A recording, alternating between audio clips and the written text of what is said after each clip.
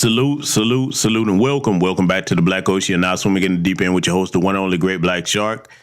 And yes, I know you like, GBS, why you got this accursed alabaster serpent back up here again? Well, I got to put it back up here, family, because when we're talking about evil, I need you to understand exactly what evil looks like and what it represents. And we got to talk about some alabaster serpents in the county of Lunenburg, Virginia. Oh, yes, we're going to have to talk about this and review some of this because, you know, with the Democrats, Jim Crow Joe Biden and Kamami, okay, oh, boy, they want something from black people every time you turn around. They run into churches.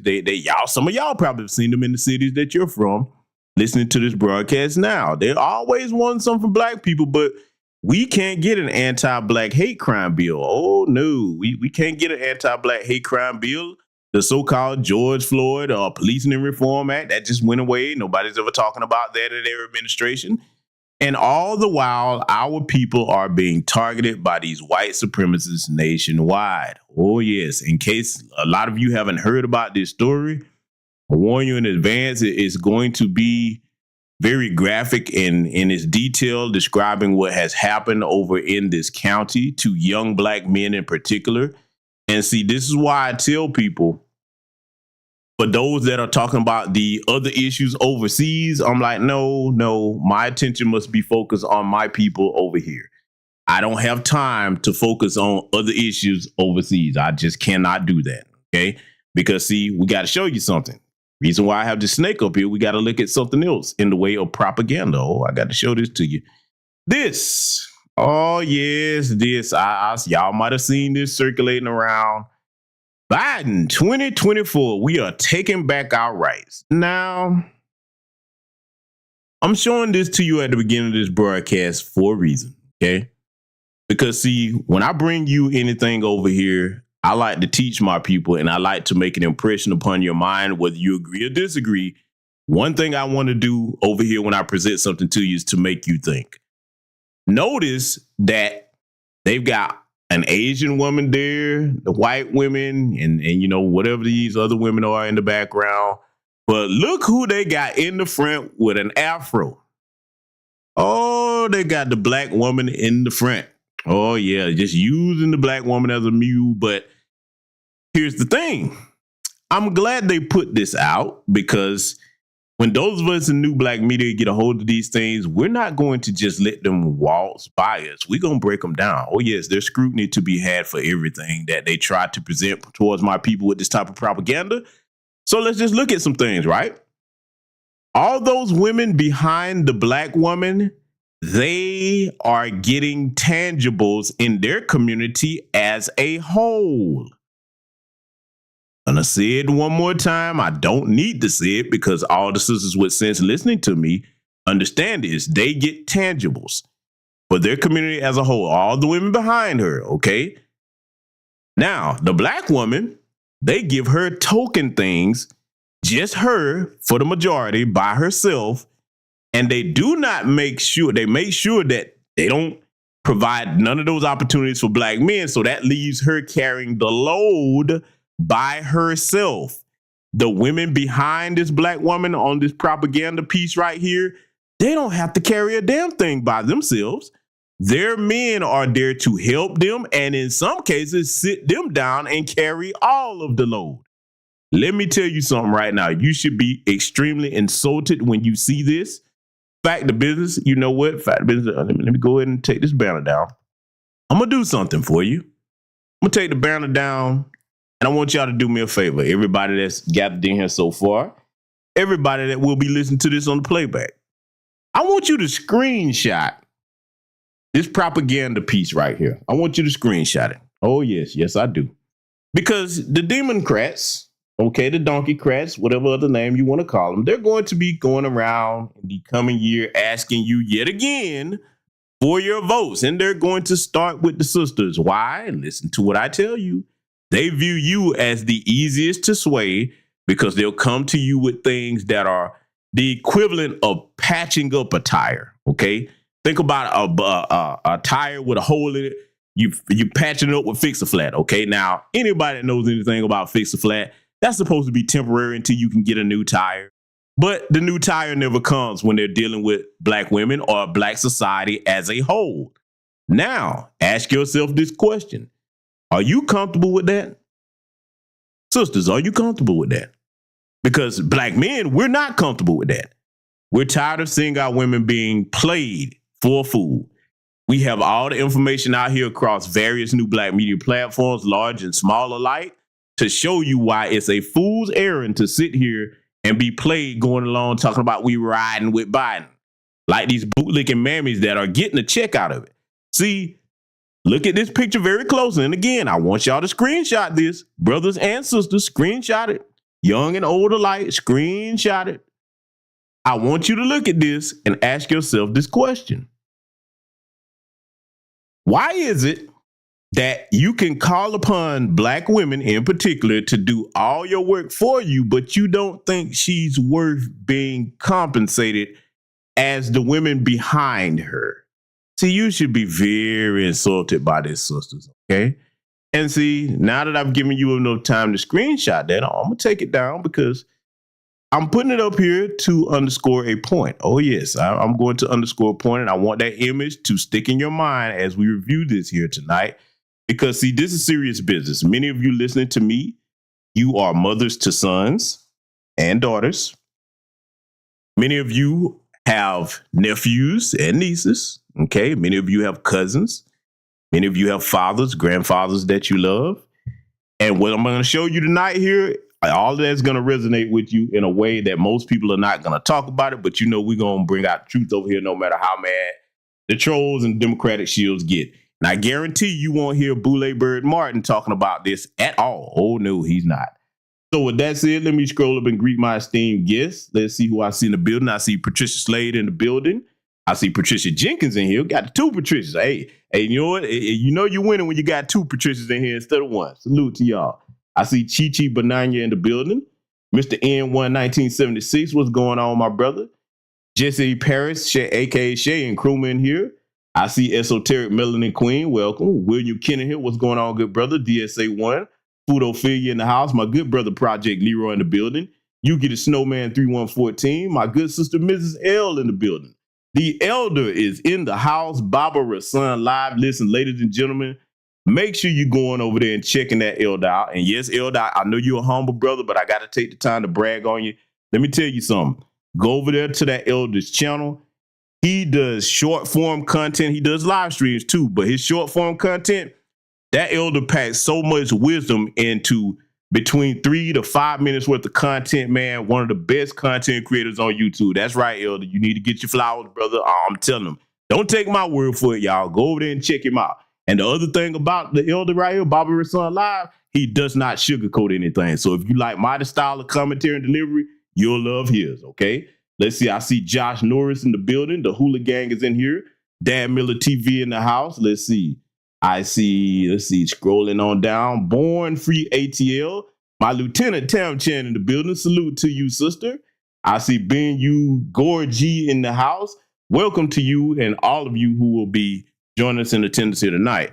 So, family, we're going to go ahead and get started looking at this because, see, notice none of your Democrat shields are talking about this. So, particularly for my brothers and sisters in the Virginia area, when they come asking you for something, even if you didn't know about what I'm about to show you here tonight, you be like, hey, ho, ho, okay, you asking me for something. Well, this is what I'm going to need from you, Democrats.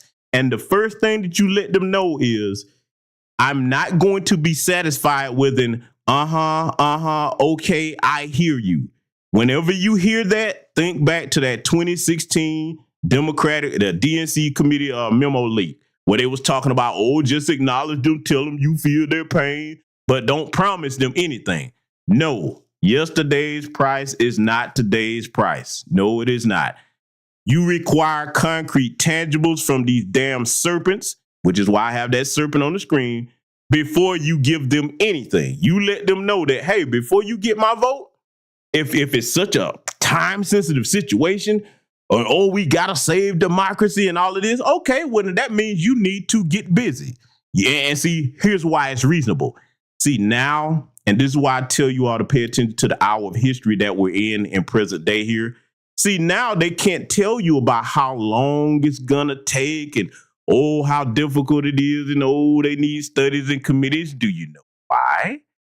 Because see, the gift and the beauty about time is it reveals all things. And currently, who are we seeing in this country that don't belong here, that's getting things for them done left and right with no committee, with no study? It's not taking a long time. The illegal aliens. Do you understand me? Some of these jokers that have broken federal law and don't belong in this country have more protections than some of us. Do you understand that? I am not being hyperbolic when I say that. Some of these illegal aliens have more protections in this country than us. Take California, for example, and many other places, but just use that for an example. Do you know that they're telling these people that if they get caught over here driving without a license, first of all, you ain't supposed to be in the country, but you drive without a license, no insurance, hey, don't arrest them, don't lock them up, don't take their car from them. There's no black person in this chat, no matter what your tax bracket income status is, that can get away with that. Not one. You even sneeze wrong over here and they locking black folks up. You understand me? So what I'm going to show you here tonight, ladies and gentlemen, it's going to further make the case for why you need to first go in and put that anti-black hate crime bill in their face and bring up reparations, because they're going to have to do something for us at this point. You're not going to sit here and do things for people that are not citizens, that haven't shed one drop of blood in their family lineage for this nation. They hadn't fought in no wars for this country, okay? And they were not enslaved on our land like we were, okay? See, it's time for us to take the kid gloves off dealing with the Democratic Party. And for anybody that come over here, you thought like a Republican, the Republican must be cutting them a check. Let me tell you something. I'm neither liberal nor conservative. And if the Republicans was in office, I'd be criticizing them. So there you go with that Tweedledee, Tweedledum comment that I know is going to be coming, okay? Don't even try that with me. Everybody in my audience knows that I cannot be bought. Furthermore, to underscore that point, let's talk about that, because I want to make sure I get this clear. Sometimes I get that goofy ass comment. A lot of us in New Black Media get it. How many of you have been longtime subscribers of mine? Because all of you are going to be able to bear me witness on this. You know, for the longest time on here, I didn't put up a Cash App or PayPal or nothing. A lot of you asked me to do that. That's the only reason I did it. I am very well established offline, and I appreciate anything anybody contributes, but I'm one of the soldiers that I'll be doing this from sun up to sundown, whether I got 3 people in the chat, 300 people in the chat, 3,000, 300,000. I'm here to bring this message to my people. And here's the thing about it. No matter who you are, I put it out there with the hopes that, okay, I've done my part. But then again, if someone else comes along, they may have more information than me, or they may get it to a bigger audience than me. I only care about getting the mission accomplished. That's it. I don't care about competing with nobody. I'm not in it to be famous. I'm not in it for none of that. I want my people in an empowered state. I wouldn't care if my name was never remembered. Don't care about that. It's time for us to become empowered and to stop these people from playing with us. So this is what my mission statement is. For those that are talking about, you sound like a Republican. No, I sound like an intelligent black man that's trying to awaken and empower his people. And with that said, ladies and gentlemen, we're going to go ahead and get started reviewing this here tonight. Like I said, my brothers and sisters in Virginia, if you never heard of this, I'm going to give you some fuel to put on the fire when they come asking you for them votes. Let them ask, but then again, be like, okay, cool. You asking me for something? It's got to be quid pro quo. I'm going to need you to go do this for me, and then you come back and we'll talk. Let's get into it.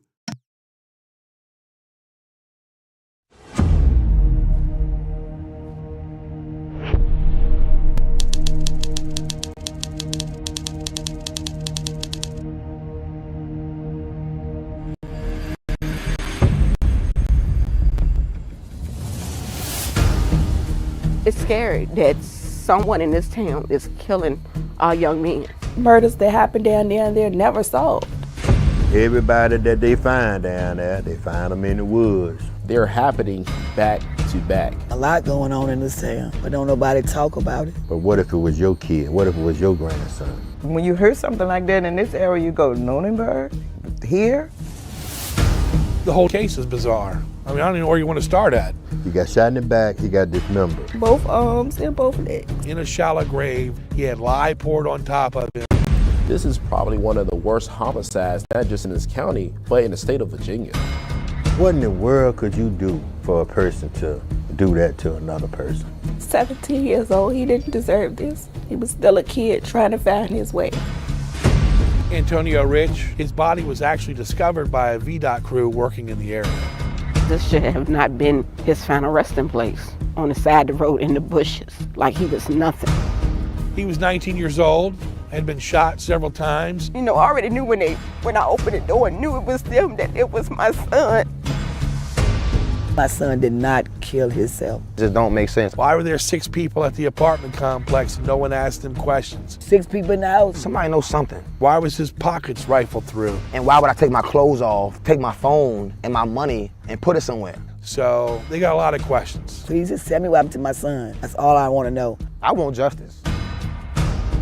They got a whole lot of murders down there unsolved. They need to act on this now. Every single case in Lunenburg County. We reached out to the town manager of Kinbridge, Victoria Police, the new police chief, the mayor of Kinbridge.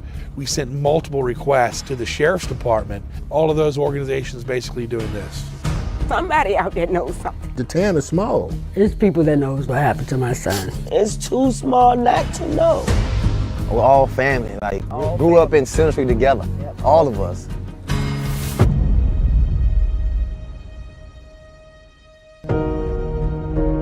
I'm sorry that this happened to you, but I will get justice for you.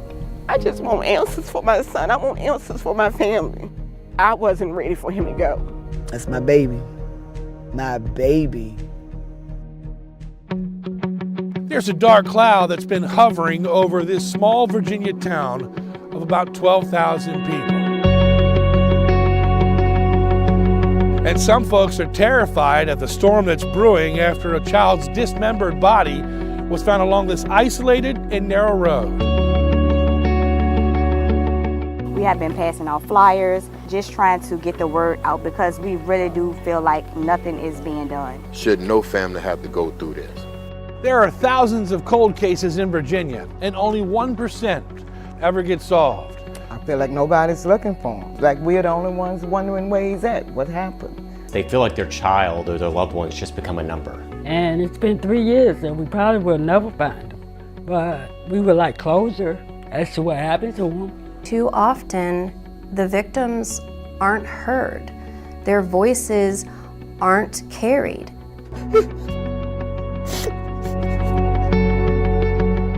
These are the faces. Now I want to pause this right here because, see, while they're going over this case and they're talking about it, I'm going to bring to our attention over here tonight an institution in Black society that should be front and center when these types of things occur. And I'm going to offend some people with what I'm saying, but damn it, it need to be said. And I'm not going to sugarcoat my words. I want you to pay attention to, throughout this broadcast, take notes and see if you see any of these so-called Black churches. Yes, I'm going there.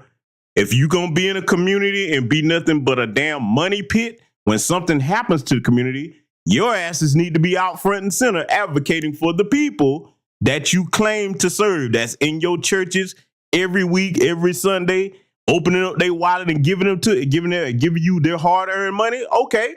If that's what you're going to do, you need to operate in the best interest of the people. At once upon a time in this country, the Black churches did that. That's not the case with the greater majority today. So, yes, we're going to be talking about a lot of things over here tonight. I'm not going to just show you what happened. We're also going to address how to avoid these types of situations because, see, before we get back into this, let me say something.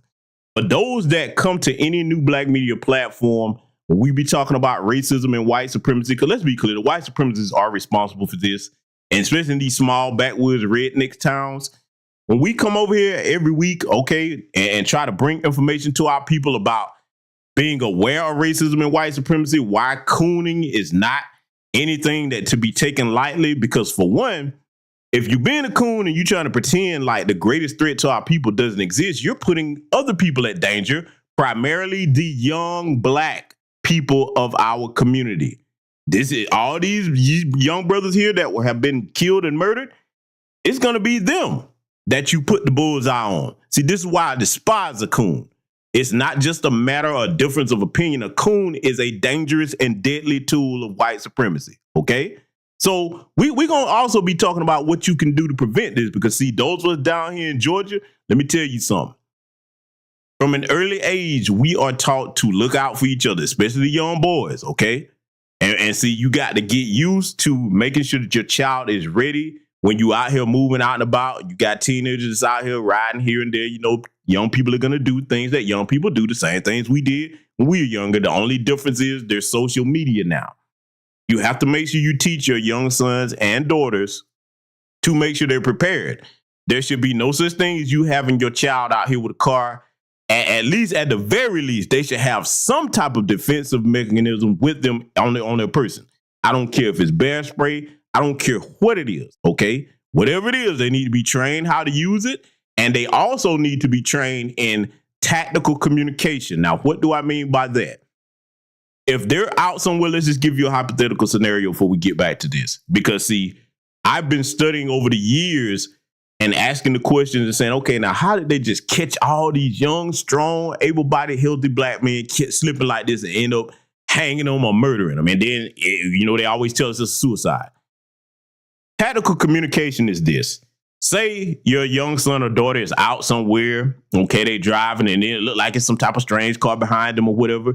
You don't need to just ignore that. No, you need to get on the phone, okay, because all of them got cell phones today. Make sure you're keeping it charged. You got a car charger or whatever. You need to get on the phone and immediately let somebody know what's going on because that might be an emergency situation. We need to know where you at. They need to be trained how to recognize their surroundings and the places they're at. And here's one better for you. You need to teach your sons and daughters. You don't be kicking it in places that you're not familiar with, that you don't know like the back of your hand, just in case an emergency happens. See, I'm going to be talking about how to prevent some of this, okay? Because I feel for the families involved. But I want to make sure I do what I can with my knowledge to help prevent these things from happening in the future, okay? So now, tactical communication, back to that again. Letting people know where you're at, what's going on in the situation at the time, and then making sure that you contact people and say, hey, how close are you to this location? I need y'all to pull up. You understand? See, it's up to us to protect us, okay? It's up to us to protect us. Yes, we're going to put our foot on these Democrat nicks for anti-black hate crime bill. But until that happens, we're not just going to be sitting ducks out here, okay? This is the future of our people. I take this very personal when something happens to a young black man or a young black girl, okay? Very personal. That is an open act of warfare. I've said that many times. When you attack the children of any community, that is an act of warfare. And that's how I'm viewing this here tonight. Let's get back to it. Of loved ones who suffered some of the most violent crimes or disappeared without a trace. Their families are still waiting for answers. On this Crime Insider Reopen the Case documentary, we focused on 3 cases, all here in Lunenburg County. 3 young black males, all connected to Center Street. And during that investigation, we discovered 3 additional suspicious deaths. And all 6 have surprising connections.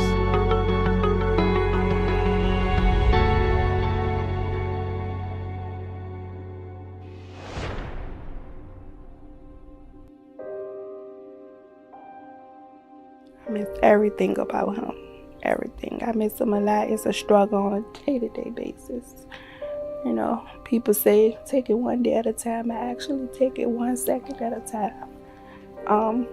Because I'm forced to just deal with it. But I still have to go on to get justice for him. And that's a promise. I wake up every morning and I make sure I tell him I'm sorry that this happened to you, but I will get justice for you.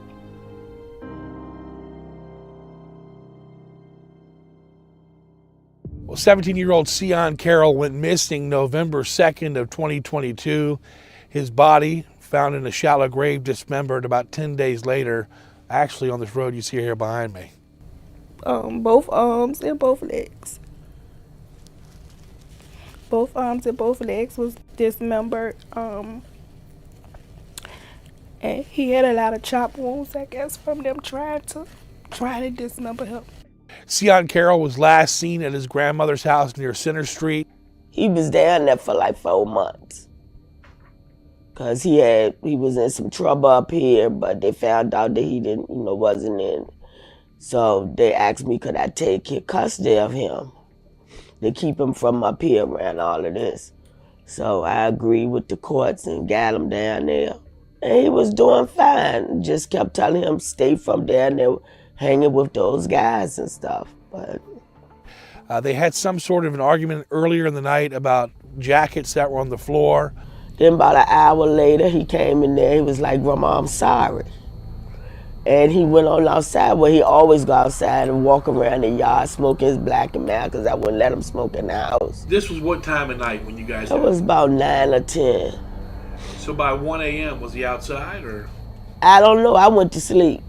And when I got up that morning, I went back there in the room because I usually wake him up to get him ready, for to meet the van out there. And I said, well, maybe he already, went out there in the court the van. So I didn't think nothing else of it. So I went on, got ready, went to work, came back home. And I was like, he usually be in the house by the time I get off work. So I called the school and they said they hadn't seen him. Grandfather Junius was very involved in Seon's life. They had a very good relationship. The boys ran the store said that last time they seen Seon, he was at the shed with them boys. And then the shed burned up. Come on now, something wrong.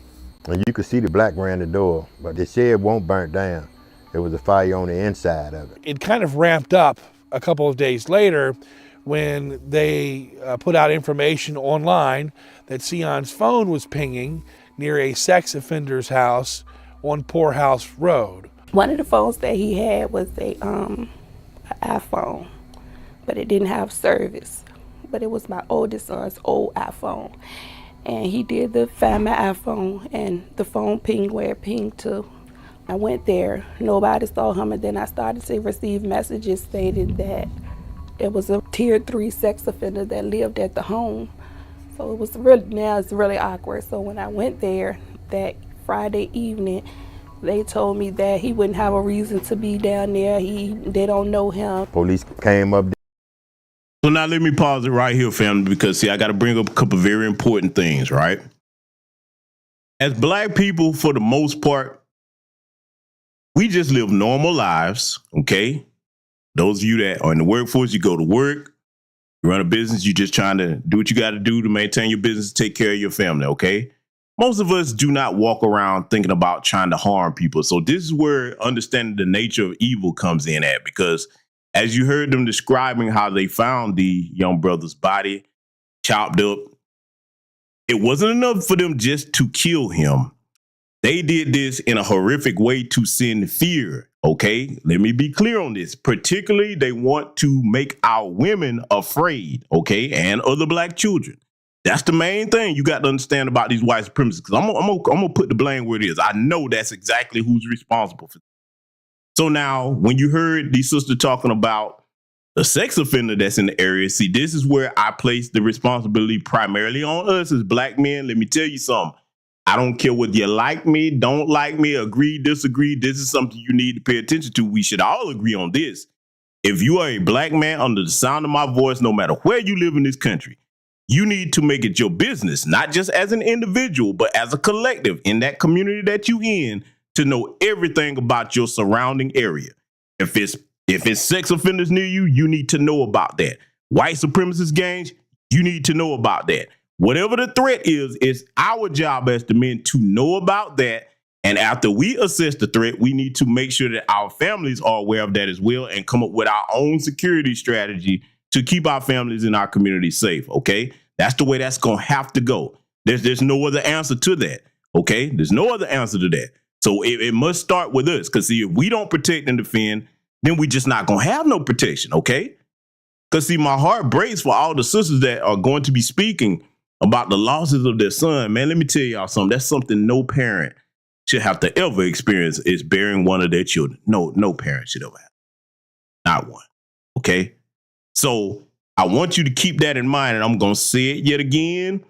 When these families are going through things like this, the black churches with all that money that they have, these mega churches, they should be the first ones stepping up offering to pay for whatever that family needs. You understand? Why they can't do it? Oh, you got the money because you damn sure getting it every week, the weekend and week out. I'm not letting them off the hook. See, that black church has become a parasitic organism. You just dare to siphon from the community, but in a time of crisis, they don't do what the black church used to do back in the day, where if something happened and people in the community needed assistance, they was front and center. That is not the case anymore with the greater majority. There are a handful that do, so if yours does, I'm not talking about yours, but we're talking about the ones that don't do it, okay? So we got to start holding some feet to the fire with this, and we're going to let it further continue because everything that they're describing right here, family, this ain't 1923, 1933, 43. This is 2023 that this happened, okay? This is when this happened. This right now. So I further say this to you. Make sure you underscore to your black children that racism and white supremacy isn't something that was way back in the past during the civil rights era, Jim Crow. No, you got that in your face right now, okay?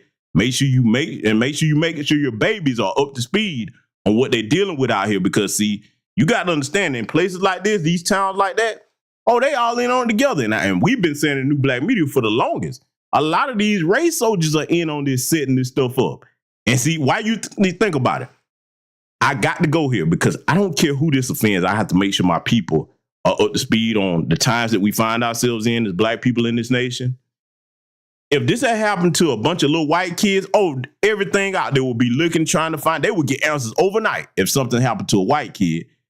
But them to the same situation happening, it's a black person, oh, don't nobody know nothing, oh, they've given everybody a run around. That lets you know that some of them have to be in on helping cover it up. Think on reaching on that? Look at what happened to Ahmaud Arbery. The only way that brother got justice in that was they got happy with their sick asses and they was sharing the damn video around and they got to the right person and they decided to go ahead and leak that so justice could get served. So if you don't think that there are other towns across this nation where people are covering up things like this, just think about all the stuff that we don't catch out here, okay?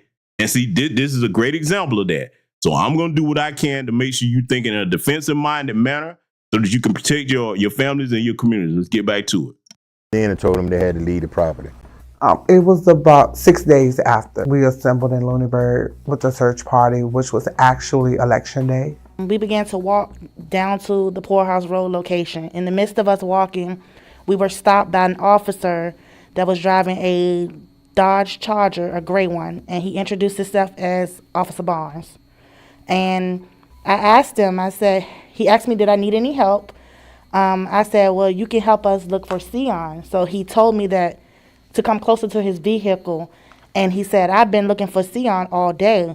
Come closer, come take a look. When I approached the car, I seen like brush and dirt and maybe some leaves on his lap. And he kind of gave it a little brush like, yeah, I've been looking for him. So me looking at him like, well, we're walking and we don't look like that. So how do you get brush and leaves and dirt on your lap in a car? And I said, hey, I have a question. Why hasn't anyone went into the home when there's a known sex offender that lives here and you don't need a warrant to go inside of this home? And he proceeds to tell me that he's not technically considered a sex offender. Something about he was just in the car with someone and the girl, and that's how he got the charge, but technically he's not considered a sex offender. I said, well, he's registered on the sex offender registry. So how do you get registered on the sex offender registry without being considered a sex offender? For months after Seon's body had already been found, the sex offender was actually scrubbed from the registry. And that meaning every time I looked on the sex offender registry for this sex offender, he was not there. He was not listed at that address that he was listed at, or was he in the system at all? And we've since learned that's not supposed to happen. Now, I'm so glad that they got to this part right here. See, a lot of these Sambos and Democratic shields and conservative shields, they like to tell us, oh, we just exaggerating. Oh, they try to make fun of anytime we bring up racism and white supremacy. Oh, that would never happen in 2023. Oh, that's not how it works. Okay, You heard what this man just said. They know this man is a sex offender. He's supposed to be in the registry. Now, let's be clear. There are levels to sex offender, as despicable that is. For me, it shouldn't be no levels. If you do that to a child or anybody, you should stay on there for life. That's my opinion. But there are durations to it, and you can get taken off after a certain time. I think for like tier 1, I think there's tier 1, tier 2, tier 3. And it may slightly vary from state to state, but I do know that's such a thing. Now, for him to be scrubbed completely out there, they can't find none of that information. What does that tell you? That means, and we got to go here with it, that means most likely he could have been related to someone that runs some type of administrative position in that town, a mayor, somebody on the police department. This is how they cover up for each other. See, you got to ask yourself this question. Do you really think, according to the FBI crime statistics, that they have the highest offense as far as child molestation, sexual assault, and various other crimes regarding that? You really think that number is that high, and that none of these people are out there where they can have that removed, or somebody's protecting them like a judge? Hell, some of the judges have been caught up over the years molesting people. You see what I'm saying? So when it comes to these types of predators having a system of white supremacy to hide behind, this is what we're talking about. Case in point, in a different scenario, name one black person that you know that went to court and got the Kyle Rittenhouse defense, where your judge default acts as your defense attorney. Okay? See, when we tell you something over here in New Black Media, we know what the hell we're talking about. So I just wanted to point that out for all you goofballs over here. Explain why they couldn't find this sex offender in the registry over here. Let's get back to it. I did go back and forth via email with a state police representative about the sex offender being off the registry. And after 2 or 3 emails, I finally got a response saying it's part of the investigation. They can't comment.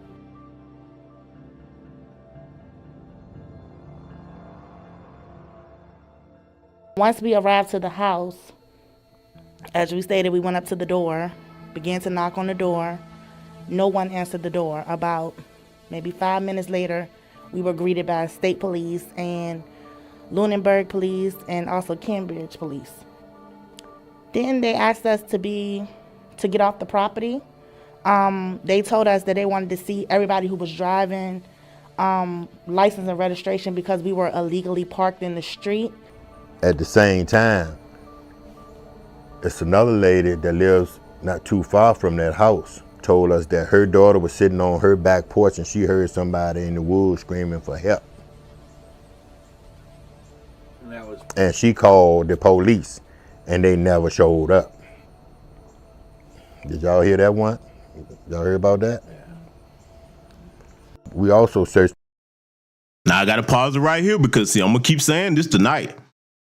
In a scenario like this, brothers, this is why I always stress that, listen, man, when you start a family, make sure you do your best to stay in your child's life, even if you and the person doesn't make it. If you and the woman doesn't make it, you still need to be present in your children's life. Because, see, over in my family, when there's a problem, the men get called first. You understand me?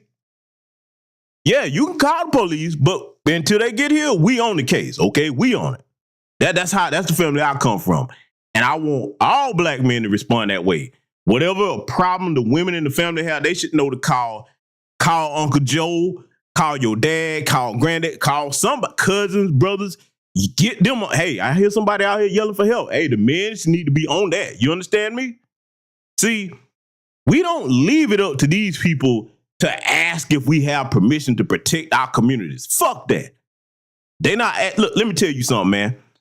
You think any white man under the sound of my voice listen to this? Because I know they're listening. You think any one of them is waiting to ask permission to protect their family and their community? You understand me? I'll be damned if I will. No. Whatever the threat is, that's my community, my family. It's up to me to handle that first. Now, if they get there after the fact, fine. But until then, you are the front line. You are the first defense for your family and your community. And see, I just wish, and I'm not saying that she didn't, but I just wish that whoever the sister called, the young sister called, because look, she didn't know what to do. You hear something like that, you're not expecting that. The men should get called in. And see, let me say this also. Over here in New Black Media Space, this is why we don't promote no gender warring, and this is why we not stuck on no damn petty beats with nobody. At least I'm not, okay? And I know most of the other brothers and sisters in New Black Media with larger or smaller platforms than mine don't focus on no beats with nobody, because we're at a stage right now, black men, the warrior class, we gonna need each other, man. You understand? All that petty bullshit got to get put to the side, because you never know when this situation could occur somewhere where you at. See, when I bring something to you, or I come across any type of news, I don't look at it like, oh, that's up there in Virginia. They ain't got nothing to do with us in Georgia. The hell it don't. Yes, it does have something to do with us. It does have something. I don't care if you way in New York, California, wherever you at. You better start looking at these things like, that's coming to me next. We need to get out in front of this and prepare to make sure that if this does occur here, we can either neutralize it or prevent it altogether, okay? This is the mindset we're going to have to get in as black men, okay? And we can do this. Because if we don't, understand, man, our babies are helpless without us, man. They don't have nobody to defend them, okay? And so you got to understand that the way this system is set up, they don't value black people's lives. They look at our children as and I got to go here, this is how white supremacists think. They look at black children as pests to be exterminated. They don't shed no tears of mourn when something happens to our babies, man. You understand me? So you need to be understanding and aware of the time period that we find ourselves in, because it's just going to ramp up as things progress and go along here, especially in this coming year, going into 2024. Y'all better be on it, man. You better be on it as far as what you need to do, protect your family and your community. Let's get back to it. Their property too, but it was just too much land. The most mysterious thing in this case is how Seon was found. The chief at that time, as he told me, just had a feeling. So I deem it by the grace of God, he happened to be in the 200 block here of Seaway and came upon this area. And once again, further investigation found it to be a clandestine grave. In the dark, out of his jurisdiction, on a hunch, 3:30 in the morning, the woods behind me.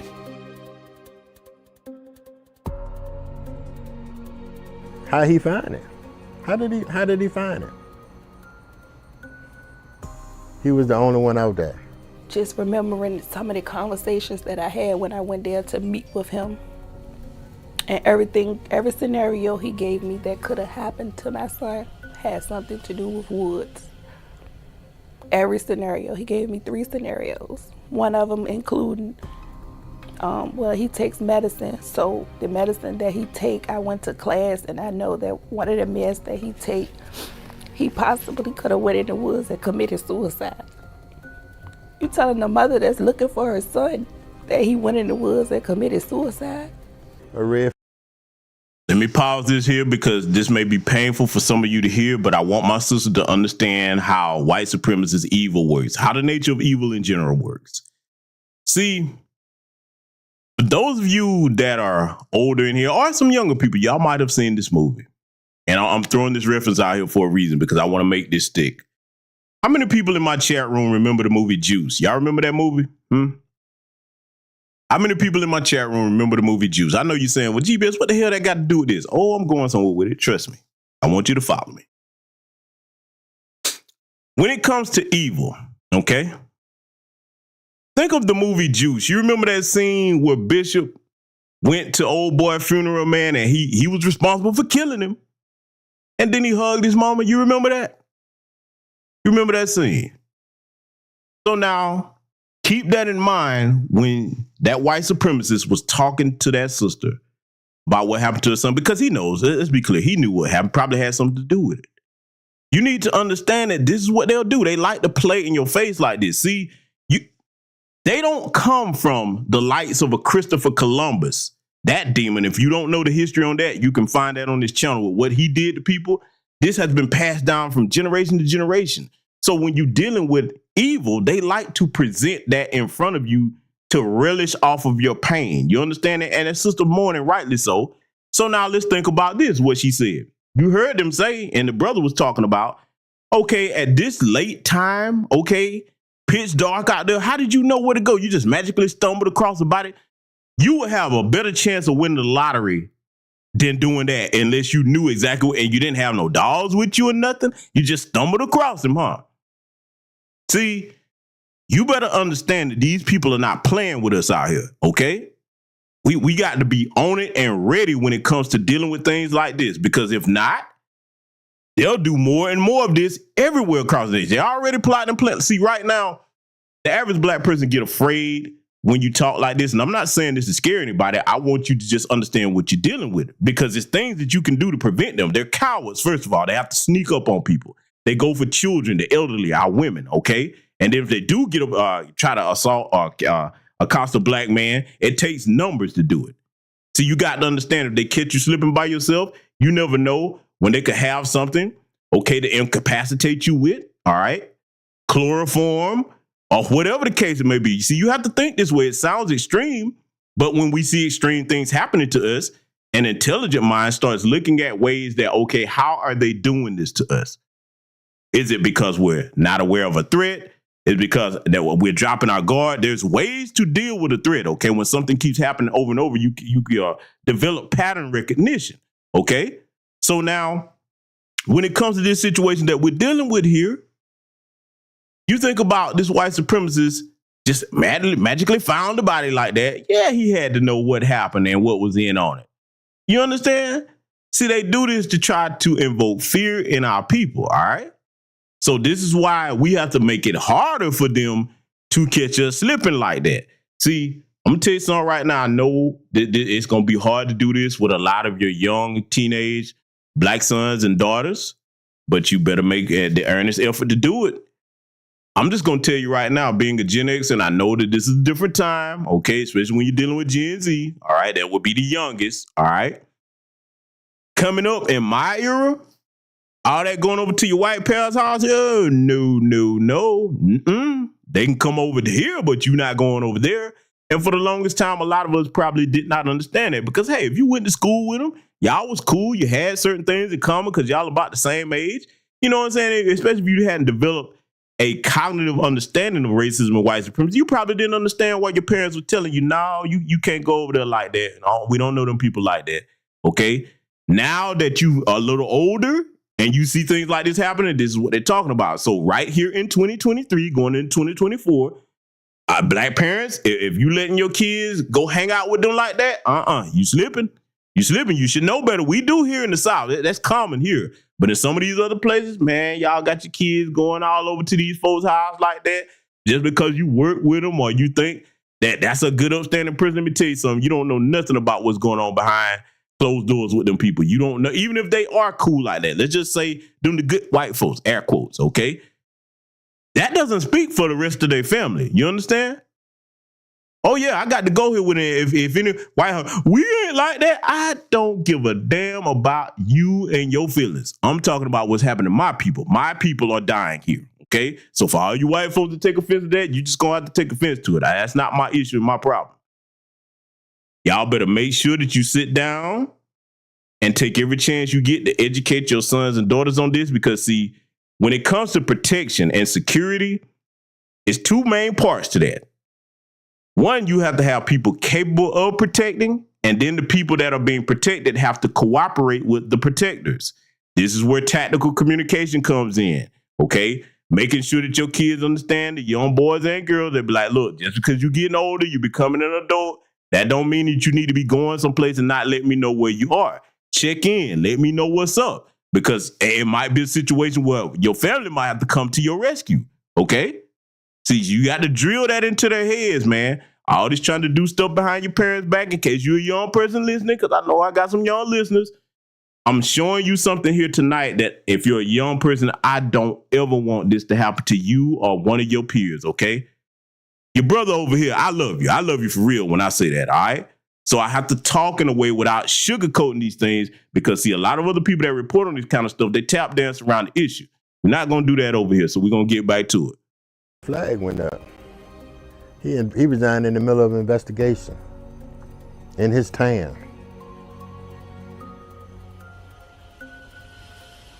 In his town. That don't look good.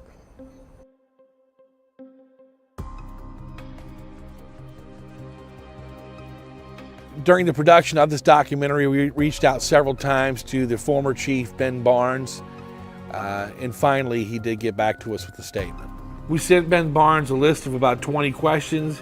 He answered maybe 2 or 3 of them, and the rest, he said, were part of the state police investigation. Mr. Burkett, my resignation from the Kinbridge Police Department on December 31st, 2022 was a decision I made several weeks prior to the disappearance of Seon Carroll. I chose to participate in the missing persons investigation in spite of my decision to leave the department. During the missing persons investigation, I searched several areas in the town of Kinbridge and Lunenburg County. During the course of the investigation, an anonymous tip was received that led the investigation to the Seaway area in Lunenburg County. The area was searched by myself and other law enforcement officers without result. I believed a further search of the area was needed. During the further search of the area, I discovered the location of the remains. Information about the anonymous tip was previously withheld to protect the tipster and the security of the investigation. I will defer any further inquiry you have to the agency investigating the homicide, the Virginia State Police. Happy holidays to you and yours, and good luck with your story. Ben Barnes. The whole damn case is bizarre. I mean, I don't even know where you want to start at. You know, one thing we learned after interviewing grandmother is when I asked her if I was the first media interview she had, she goes, media interview? You're the first interview I had, period. It is odd. Wait, you've never been interviewed by the special agent? No. So you never talked to Kevin Jordan? No. Interviews have been conducted in this investigation. Some individuals have been interviewed more than once. We've actually had people that have voluntarily provided information. So investigators hadn't interrogated her, and mind you, she is the last person that saw Seon alive. Brandon Lee, he was there when family members were at the church at the corner of Center Street. It was said that he and Seon were pretty good friends, but since I've talked to Brandon's mother, she just says, you know, she doesn't know how close they were. They were definitely not blood-related relatives like we've been told before. I spoke with Brandon, I think, maybe 2 or 3 times, and his wording and his body language was just really off to me. So I knew that he had known something. And it was almost pretty much like he really wanted to tell me, but he didn't, and he didn't know how. Brandon carried me and my friend and another friend of ours down to Cowboy house. I told Brandon to tell Cowboy to come, I want to talk to him. He called Cowboy and said some people want to talk to you. And he came. And I got out and I walked around and I looked.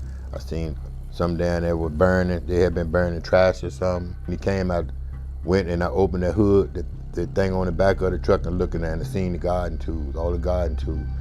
And Junior says he doesn't think it's a coincidence that after he spoke to Cowboy, Cowboy was shot, and according to court documents we obtained, we found out that Cowboy was ambushed in a trailer he was staying in on Busy Lane. Did Brandon help you guys search, or what was his involvement? No, he wanted to help search, but when he seen all of us up there that Saturday, when we was getting ready to go do the search before they called tip to the office, to the police office, he said he got scared, he got paranoid, he didn't want to come up there to help. He said too many guys was up there. It's been reported that one day after Seon's body was found, Brandon killed himself.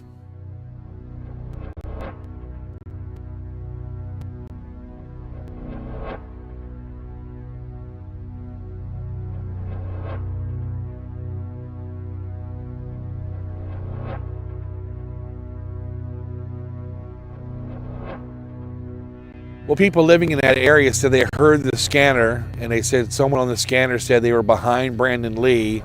He was running down Center Street, and that's when he ran into the woods past his house there and committed suicide. We looked for those radio transmissions, but we haven't been able to confirm that actually happened. They say he left a note and said that he was going in the woods and go to sleep to protect his mom and dad. That's what they said was on the note, but I don't know for sure. And if that's possible, I don't believe that he willingly committed suicide. That's just my take on it. I want to talk to the town manager, I want to talk to the mayor and ask them what's going on down there. They, like you said, they have a lot of murders down there that haven't been solved. The same pattern. But this is the kicker, y'all. Why did Barnes tell my daughter and her aunt that Seon might have took them pills that he was taking and went in the woods and killed himself? Red flag, flag up, my ears up. Everybody that they find down there, they find them in the woods.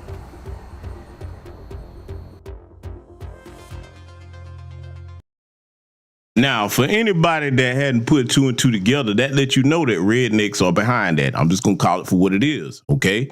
So now, I'm going to go back to a point that I made earlier in the broadcast. If in these communities where this happens to, especially if there's a mega church anywhere near, okay, the men in the community need to go to that church and say, hey, listen, this has been happening. It's a problem in our community. We're going to need you to kick some funds towards this, player. Oh, yeah. Oh, that means if there need to be private investigators brought in, you need to pay for that, black church. Yeah, I'm going there with it. Oh, yes, I am. Oh, yes, I am. If the family needs to get, any type of assistance legally, where that black church at? Come on up out them pockets. See, if you really going to do the Lord's work and you supposed to be shepherds of the flock, and these people are in your community that are in your flock, then you need to come up off some of that cash that everybody giving you. Because, see, I'm not going to take my foot off their necks. Some of these pastors and preachers that come to these churches, man, they are doing the rappers. Oh, they are doing the rappers, man. Oh, man, they got on the latest jewelry. They got Gucci this, Prada that, got Learjet, some of them. Oh, yeah, I'm going there all off the poor taxpayer dollar communities of these people that keep coming to their churches day after day after day after day, okay? So, yeah, you got to keep the spotlight on them. Like I said, look, if they can't assist the community when the community needs them most, then they need to close their doors. None of y'all should be in them churches if they're not helping the people when they need to come out and help. Because, see, don't let them tell you about what they can't do, because here's where you get them at. If any one of them have ever let a damn Democrat up in there to try to talk to the people, what happened to the separation of church and state? Yeah, you need to go there with it, okay? You need to go there with it. If that's a situation where you have churches like that, that's always gimme, okay, yeah, it's time for you to start giving when the community needs you, okay? And see, I want to add a word of caution over here. I would think that everybody would know it in this chat. Be codified in your language when you're talking about warfare tactics. And I'm going to give you some encouragement, too. When it comes to especially the young men asking how long is something going to take, I want you to take this as encouragement. If you are a member of the warrior class, it takes as long as it takes to make sure that your people are safe and empowered. You think the white supremacists are over there in their community saying, well, how long is it going to take? They're like, look, we in it to win it. As long as it takes to win. That's the opposition thinking that way. So if we're going to defend ourselves against that, we can think in no less terms. You understand? We until we win. That's how long it's going to take. See, make sure that you surrounding yourself with people, especially my young black men, because I'm saying this to encourage anybody that has that mindset. Make sure you surrounding your people that are a strength to you, okay? See, when we say being on code, that's not just a catchphrase. When you on code, you have a circle of people that have the same goal, the same mindset of empowerment. And yes, as human beings, yes, sometimes you may get discouraged. Sometimes you may get tired. But this is a fight for our lives, okay?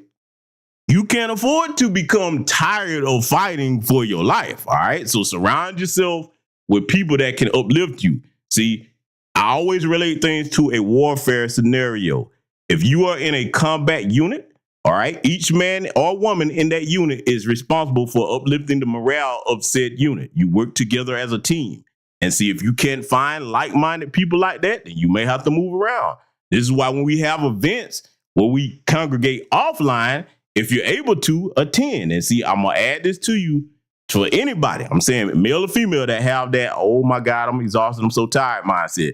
Let me tell you something. All of us in this chat room, including myself, okay, because I'm a part of this community. All of us in here, we've given energy to something, you know what I'm saying, and didn't get tired or exhausted at it, that it was any type of tangible benefit to us. If we was ever in a club, oh yeah, I got to go there. And we went out our way to go to some sports event. Yeah, I'm going there. We went out our way to go to any type of concert ticket. We weren't exhausted then. We ain't never exhausted when it's time to do some shit like that. So when it comes to fighting for your life, make sure you apply that same energy that we give to these other things that are not of our empowerment, of our benefit, okay? That's the encouragement I want to give to you. Let's get back to it.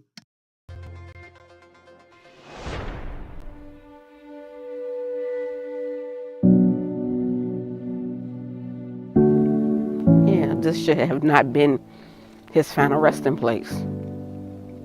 You know, thrown on the side of the road in the bushes like he was nothing. They didn't just take a son, they took a brother, they took a nephew, they took a grandchild. I just don't understand it. He was one of the sweetest kids that I knew.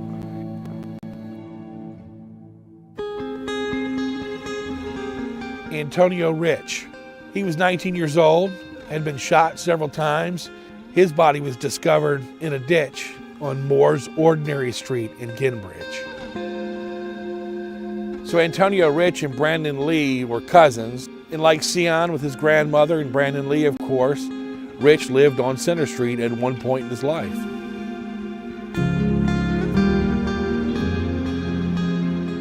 No parent should have to come visit a child here, not under the circumstances. I found out that Friday. They found him on the 15th. I found out that Friday. The detective and the sheriff came and he knocked on the door. You know, I already knew when I opened the door, knew it was them, that it was my son.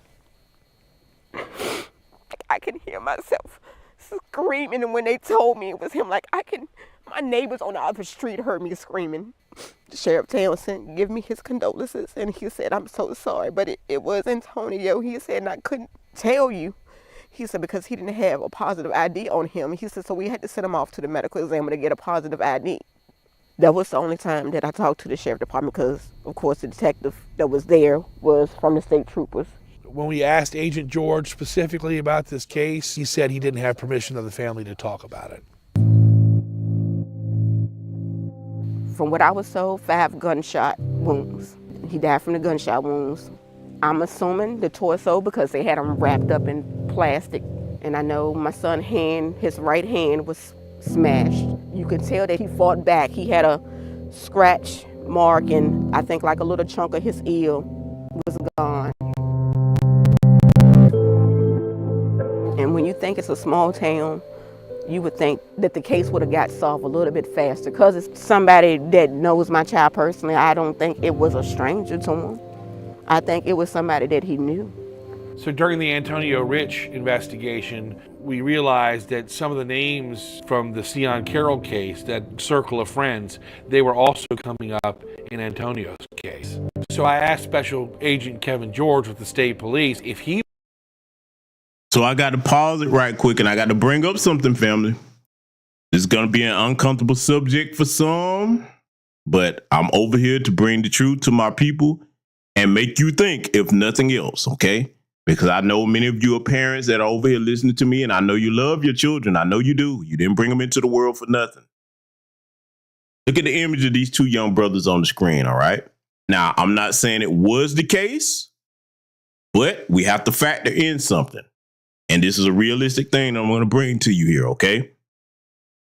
Who's to say that these young brothers did not catch the attention of some of them young white girls? Oh, we got to go here. Who's to say they didn't catch the attention of some of them young white girls and them redneck peers of theirs? Damn, nigger. Because look, you got to make it clear to your kids that even if their friends seem to be kikiing and cockeying in their face, if them women start being attracted to them young brothers and then they smashing, oh, they gonna feel some type of way about it, especially up there in Virginia, man. Listen here. So who's to say that they didn't all get together and say, you know what, we finna do something about this. You see where I'm going, family? So you got to make sure that your young black sons and daughters understand what goes with that, okay? That person, individual that you dating, over there in that particular community that we got a 500-year beef with, they might not have an anti-black racist bone in their body. That doesn't speak for their family. That doesn't speak for the rest of their peers. You understand? Because see, the way we look at it, where a lot of our people look at it, rather, because I see it for what it is, but the way a lot of our people look at it, they look at it as like, okay, yeah, you done got one of their women, it is what it is, no big deal. No, they look at that as an act of war. You understand? If you think that I'm wrong about that, okay, no problem. You free to do that. What happened to Jonathan Majors? Oh, I got to go there. Yes, I am. What's happening to Jonathan Majors right now? See, we can pick on and mock how that heifer that he looked with, because I ain't gonna lie, boy, she tore up from the floor. We can pick on her all we want to. But see, in the eyes of her community, no matter how she looked, they're like, they don't want you with none of their women. Y'all brothers got to understand, when we, the men particularly, get with their women, they look at that as, okay, you're conquering a part of our community and you contaminating a part of our community. Do you hear me? Okay? It is similar for the white women, okay, when they see black girls getting with white men. You look, I don't even have to tell the women in this chat room how other women think, because I'm a man, but I've observed how competitive women can be just amongst each other. Now you add the element of anti-black racism to that. So if you a fly sister out here, you done got with Brad, hey, Brad might love your dirty jaws. He might not have an anti-black racist bone in his body. But them bitches that you beat out to get Brad might. You understand? So I can't confirm that has something to do with it, but you see these young brothers, man, to me, they look like the type of young brothers. They were probably very athletic, probably had tight mouthpieces. You know what I'm saying? I mean, listen, it's a real possibility. So some of them rednecks are like, yeah, boy, we gonna do something about this. So you have to have those realistic conversations with your children, okay, family? So we got to cover all our bases. When you're trying to secure your people, your family, your community, you have to look at every avenue. And it's going to lead us down some uncomfortable roads and having uncomfortable conversations. But ask yourself this: would you rather be uncomfortable and protected, or would you rather be comfortable and unprotected? That's the only two choices we got. Let's get back to it. I believe these two cases were connected. The 2020 homicide that I'm investigating and the 2022 homicide involving Seon Carroll, I have yet to find any connection to those homicides. It seemed like the police don't care enough, because every time you hear somebody make a comment and they keep making a comment, oh, it's drugs, it's drugs. Drugs is not the root of every problem in this small town. Have you come across anything like a drug nexus, or, you know, we always ask for motives. I can't say that I've found a nexus that I can corroborate as a motive for this homicide.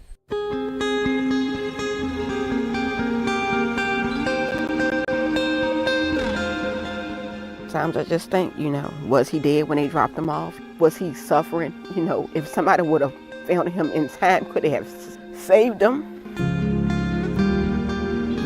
Somebody out there knows something. I understand that people don't want to go to the police, but I'm his mother. Come to me. I just want to know why, and I want to know who. Somebody deserves to be behind bars for this. He had so much life left in him, and I'll never know. I'll never know what would have became of his life, and I have to live with that.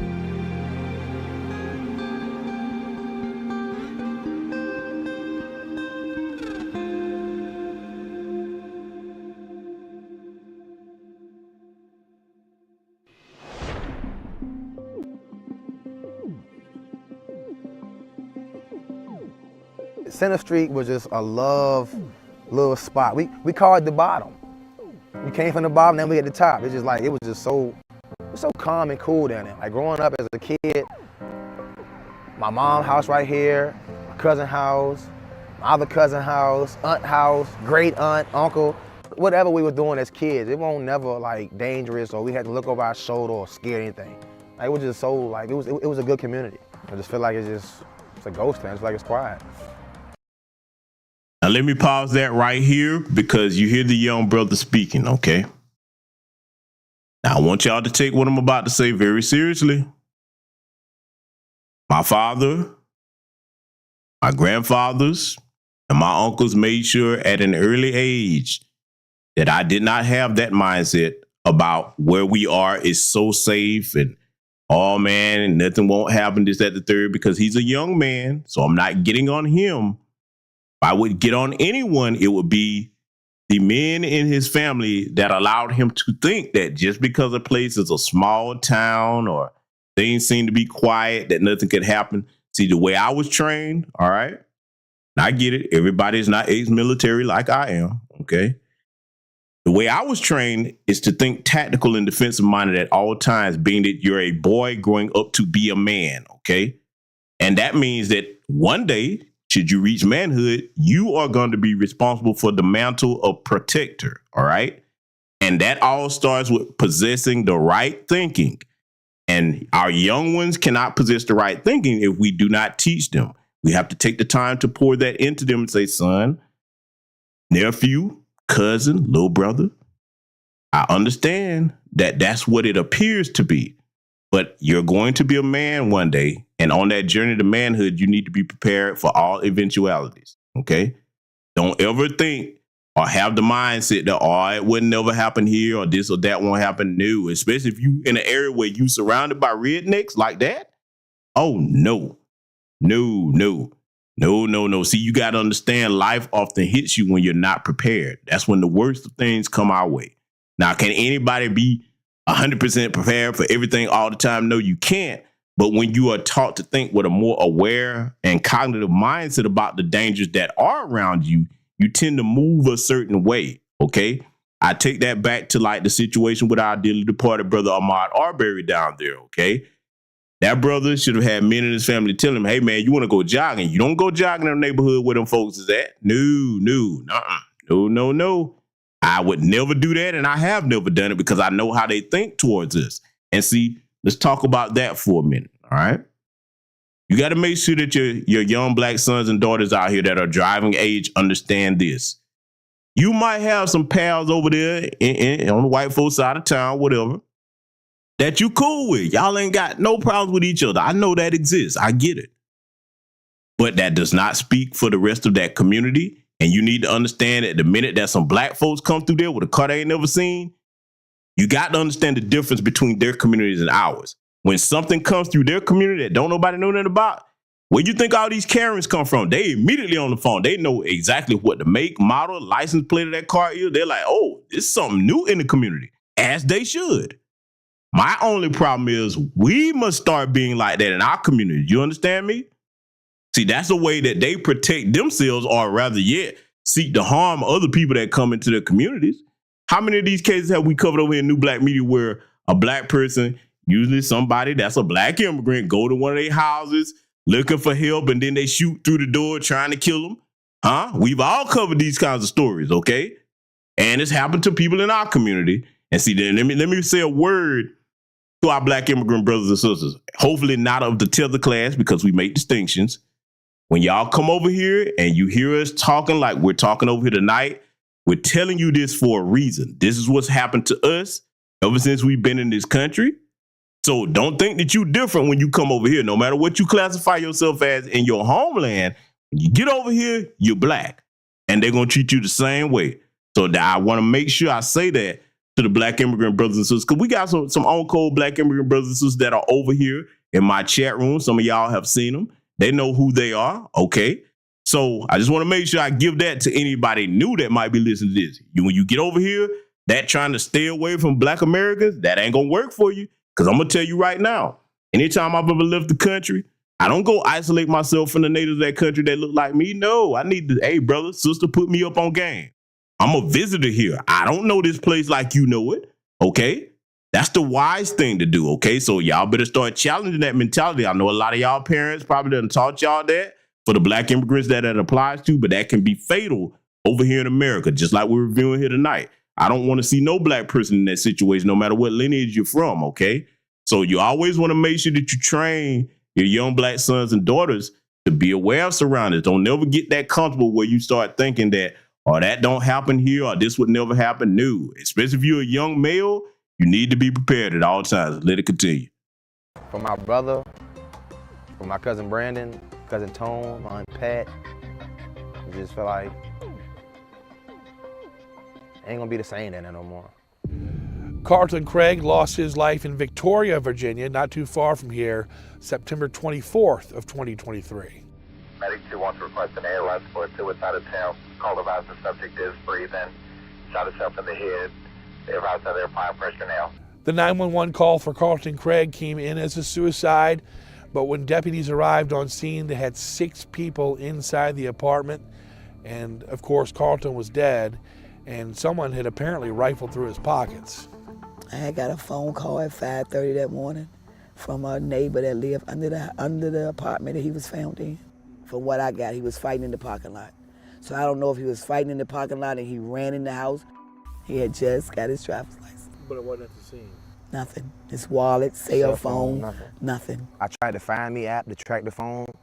Didn't go off anything. I tried to call it and call it and call it. It's just, I don't know, if he in somebody's apartment and they know him and know you and our family and they proclaim somebody after him, why not be like, we're gonna take care of this?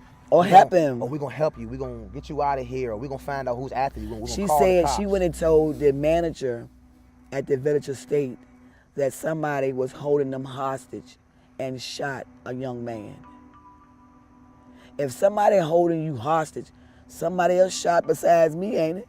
Family members telling us when they, the deputies went to investigate, the scene wasn't roped off like normal major crimes would be roped off. There were people walking in and out of the apartment. So if there was any option for tainted evidence, it was there because the family said they were walking in and out freely. I found my son's hoodie at somebody else's house, washed, soaking wet when I got it back. The same exact hoodie he had on when he murdered his wife. Yeah, when he was supposed to commit Took his life. suicide.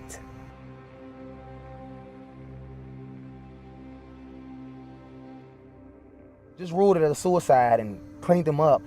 Well, picked him up and put him in a damn body bag. Excuse my language. And just told everybody, let's back to normal. Blood up in the apartment. I had to see my mom clean my brother's brain off to the floor, man. It's all right though. Just really getting to the details. There's so many facts and pieces to the puzzle. I just feel like it's not all put together. And I want justice, one way or another. That's why I'm talking and making phone calls and trying to get to the bottom of it. That way I can help out as best way as possible with this and everything else going on. But this right here is my main concern. This is my little brother. So I feel like I just need a little more help with the sheriff and anybody else that got questions, people that was in the apartment, people that he called that night, people that seen him the night before or prior that night. I just want a little more than what I got right now. So that's all I'm asking for. It'll never be no justice. Just tell me, how could you kill my son?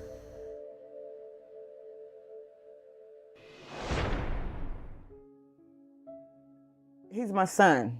He's my great nephew. I got him when he's 3, and that's where he's been. So I said my son. He said mama. So he knew his mother, but when you raise someone, they call you what they call you. So I was his mama. He would help anybody. He was a good person. He would help anybody. If I was to pull a trash can out while he's in that house, he'd have a fit. Could cook, clean better than I do. He had manners. He did silly stuff like all young people do when he was younger, but he was a good person. He had manners. He didn't disrespect anybody. That's why I don't understand this. Kenyelle Lee is also Brandon Lee's cousin. He went missing April 16th of 2021. He come in the driveway with some girl, come up to the house, switch clothes, left, and that's the last time I seen him. I did not think that would be the last time I see him, but it was. We also spoke with his biological mother. And that would hurt because I missed so much out of his life, and when we started getting a relationship together, I didn't think that the last time I would hear from him, for me to come pick him up, and that would hurt because I wasn't able to do that. When he really needed me, the one time that he needed me, I couldn't save him because he didn't tell me where he was at. 24th of April, was my other son's birthday. He don't miss calling him. They were real tight. It was Travis' birthday, and he would always call him, but he didn't. Then we had a call that on the 28th, someone called an ambulance and said he had a seizure in front of the Wedgwood Motel. But he refused to go to the hospital. Nobody heard anything since. Nobody saw him. I went to Blackstone. I made up flyers, had those flyers made up. So I cast some flyers, went in the motel, showed it to them. They said they don't know him, they never seen him. I hung flyers in every pole window, they would let me hang them. Asking people if they seen him, did they know? All I know is the ambulance people said he did not get on the ambulance. That's all I know. At one point during the interview, Alicia went over some rumors that she had heard what happened to her son. They had put him in a wood shed. I heard that. They threw his body in between a creek in between Blackstone and Kimbridge. That he was supposed to be in somebody's trailer. I mean, the trailers that you drive on the trucks. He was supposed to be in one of those. Those were the rumors that I heard. What are you thinking about? I just want to call. I don't like to hurt or sick. And he's putting up shredder.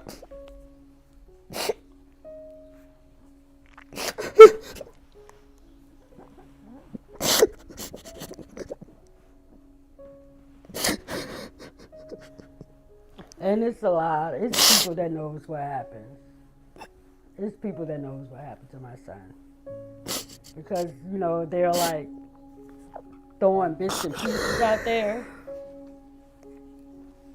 So now I want to pause this and say something to everybody that's listening to me.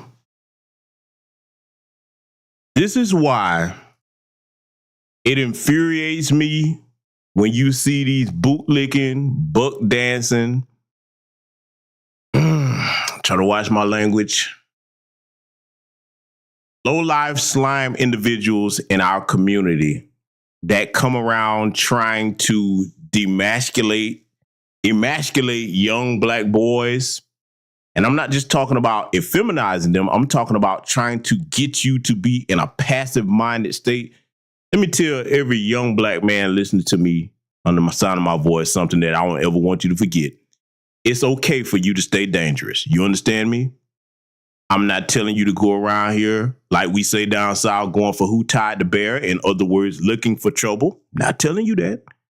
But I'm telling you to be prepared for trouble if it comes your way and be prepared to finish anything that someone else starts. See, let me give you a basic tactical lesson that I would encourage all the black men, but black people, period, to start practicing.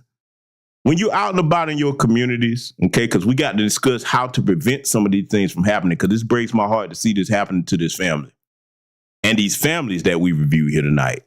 But when you're out and about, when things are calm, you need to start running exercises like, okay, if you're at a particular place that you at, if somebody was to call, you need to see how fast you be able to get there. So you need to run little drills on these types of things because, like I said before, in case somebody gives you a call and say, hey, yo, cuz, I'm over here.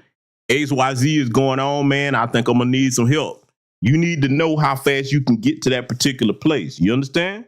And that comes with being familiar with every square inch of the place that you live, okay? It shouldn't be a place in your city or town that you don't know like the back of your hand. You understand? See, sadly, we got some people that don't really understand where they live at. They don't really know. So that way, if you need to get to them, you know, a lot of that, see, let's go here with it. Anytime there's an emergency situation, time is critical, okay? Time is steady ticking. Time is critical. Things happen very fast, okay? So you need to maximize the efficiency of your time by knowing how to get to where that person is, knowing any shortcuts that cut the time, and make sure you prepare when you get there. I don't need to go into detail about that. You understand what I mean. What's understood don't need to be explained, all right? So these are some things that your brothers got to start practicing out here, man, because they've declared war upon us. And unfortunately, I'm going to go here with it. Sometimes that could be people in our own community that look like us. Especially with this situation where we got these illegal aliens coming here. See, that's a whole nother damn factor we got to look at, because now we're looking at mostly what these white supremacists did here in this county, Lunenburg up here. But see, that dynamic is about to shift yet again, because where these people are coming from, they have anti-black sentiments, okay? Yeah, see, this is why you would be very foolish to go and put Jim Crow Joe Biden back in office with his open border policy, flooding all these places. You better make sure you watching your black kids out here. You understand? We already got enough to deal with. This is why I'm going to say it yet again. Anybody that's worried about things overseas, you got your head pointed towards the wrong direction. This is right here in the United States happening to our people, okay? So we got to make sure our priorities are straight. We got to make sure our focus is where it needs to be, because like I said, man, there's no cavalry coming except for us. So when I mention certain things like, okay, this is a strategy that could help you probably neutralize or prevent that, back to business. If you over on my Patreon, I just did a broadcast on how to put together a proper bug out bag. I gave several other tips in that broadcast. Like I said, that I would not discuss on YouTube, okay, for certain reasons. I'm going to have more things like that coming over there very soon. So when it comes to this situation that's happened to these black families, man, like I said, these are tragedies, but we have to start looking at the ways that we can neutralize and prevent some of these things from happening before we have yet another tragedy on our hands. Because see, as much as we hurt for these families that we're looking at here tonight, right now, and this may make you cringe, it may make you vomit, it may make you nauseous. For all the empathy and remorse that we have for these families, the flip side of that, right now, like I'm talking with compassion towards our people, there's a white supremacist looking at this laughing. Yeah, we got to call it what it is. There are white supremacists that know what happened to each and every one of these people we talking about here tonight, and they're laughing about it. They sitting around the table talking about what they did to them. Think I'm lying again? I'm going to bring it back up. What were they doing with the video of the murder of Ahmaud Arbery? Sharing it around in all their little Facebook groups. Look what happened when George Floyd was killed. We can still find the memes today, putting up memes where you got your kids kneeling on each other's necks. You understand? See, as men, these are the things we need to have first and foremost on our minds. Just as much as we look at this with empathy and compassion, there's a demonic, soulless creature in white supremacist society looking at it, finding joy and glee off of this, especially the tears of black mothers having to bury their sons and daughters, okay? So I just want to make sure everybody's focused on the right things going forward. It's up to us to protect us from these types of threats. Officer came to me and told me that my son was deceased. He said, I can tell you that your son is deceased, and there's 2 particular people in Lunenburg County that knows what happens to your son. He said, I will give you further details when I find out more. That was the last time I heard from that officer. That was about 2 years ago. I don't accept that. I never will until I have proof that he's gone. I still look for him to come through the door. I feel like nobody's looking for him. Like we're the only ones wondering where he's at, what happened. I don't feel like he just walked off, because he would not do that. He's been a traveler, but he will always let me know where he's at.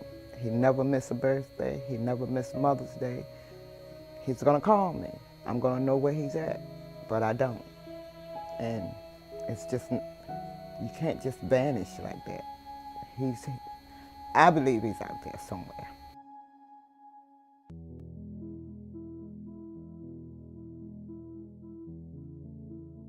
My stepson, Arthur Waverly Banks Jr., and I feel like he was just like my son, because I never had a son of my own, and I took him in as my own son. I was the last one to see him alive, and that day that I saw him alive, because I always pick him up and carry him to town and then bring him back. That day he was happier than I ever seen him in my life. And he was talking about doing some work to the house that we had up there where he was living in. I told him, go ahead, help yourself. And that was the last time I talked to him. We owned property that was formerly owned by my granddad and my father, where we standing now, my heritage, and this is where I was born at, on this property also, So we down the road from Seaway. The whole farm is like 80-some acres altogether. I named this road over here, Sea. When they named the road, I told them I wanted to name it Sea. Because there's been a lot going on since we left from over here. It started here, and then up there. We don't actually know, what all going on, and nobody's saying nothing. He always liked to be around a lot of guys, and he always liked to walk down these woods where you see behind me. And he used to walk through these woods, and we tried to stop him from doing it, but he would never do it. He loved to walk through the woods. And so I know that he had to be down in these woods, or he's going with some guys somewhere. In my church, you got a bunch of hunters. And so I called him up and asked him, I say, I want you to go with me down here, and we're going to try to find my son, because I think he's in the woods. And so in the meantime, which was the Moore family, his son said that, called and said, we're not going to wait till you get from work. We're going to go ahead on down there. And they walked down through the woods, and they found them hanging. And so the first thing they done was call the state police. And the state police and the sheriff department, they came out, and we never heard nothing about the police report or anything. We never heard nothing from them.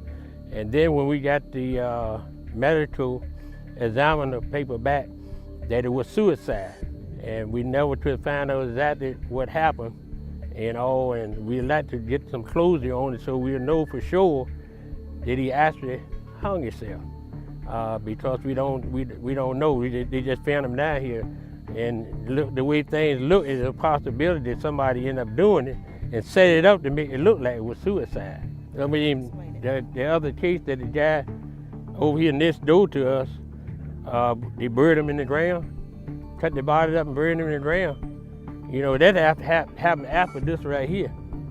And so it don't add up that don't happen over there, and they're gonna bury him over on the same property when this will happen over here. It looked like somebody is targeting this area, and they're using it because they think they can get away that way. They're putting it in the same area, on the same part of the land, and it could be some connection there somewhere.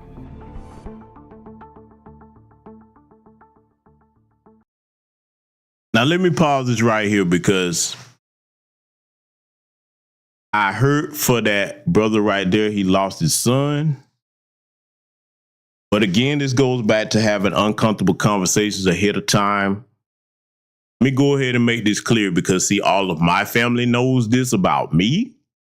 And I hope everybody listening to me understands this and has this understanding with your families about yourselves. The last thing on the earth, if something happened to me, my family would not buy that I committed suicide. I am not a suicidal man. I have never had suicidal thoughts. Let me tell you something. Speaking as someone that has survived actual warfare, the last damn thing on earth I'm going to do is take my own life. So you have to make sure that you say this to your family. Hey, look, if something happened, I'm not suicidal. That would not ever happen, okay? You have to make sure you tell your family this, and your family know you best anyway, but you need to say it, because let's deal with this whole thing where they always finding out people, they hung themselves. First of all, most black people do not know how to tie no damn noose. And usually, if black people are going to commit suicide, they usually do that by taking some type of pills or, unfortunately, shooting themselves, okay? That's how our people usually do that if they decide to go that route. And let me say this in case there's anybody listening to me that you are having those thoughts. Let me tell you something, man.